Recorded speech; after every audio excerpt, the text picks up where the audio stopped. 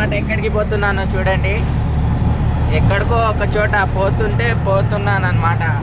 అయితే ఏమవుతుందంటే బ్లాగులు నేను సరిగా చేస్తాలేనని నాకు ఒకటి కామెంట్ వచ్చింది. ఆ కామెంట్ని నేను బ్లాగ్ అయితే సరిగా చేయాలన్నమాట. చేయకపోతే నాకే లాస్. అయితే నేను ఇప్పటి నుంచి మంచి బ్లాగ్ మంచిగా చేసి పెడతానమాట. మనం ఆటోలో చేస్తున్నాం కాబట్టి ఇట్లా వస్తాయన్నమాట. మీరు కూడా చూసుకోవాలి కామెంట్ చేసేటోళ్ళు. ఇంకా నేను నేర్చుకున్నది ఈరోజు ఏంటంటే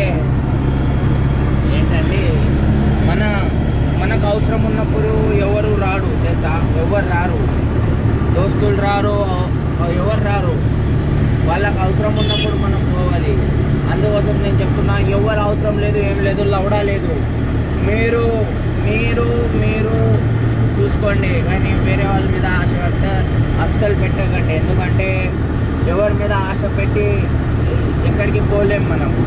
ఉన్నది చెప్తున్నాను, అవ్వదం ఎందుకు చెప్తాను. కానీ ఎవరి మీద నమ్మకం పెడితే మనం ముందుకు పోలేము. అందుకోసం సొంత కాళ్ళ మీద సొంతమే పోవాలన్నమాట. ఎక్కడికి పోవాలన్నా సొంతమే పోవాలి.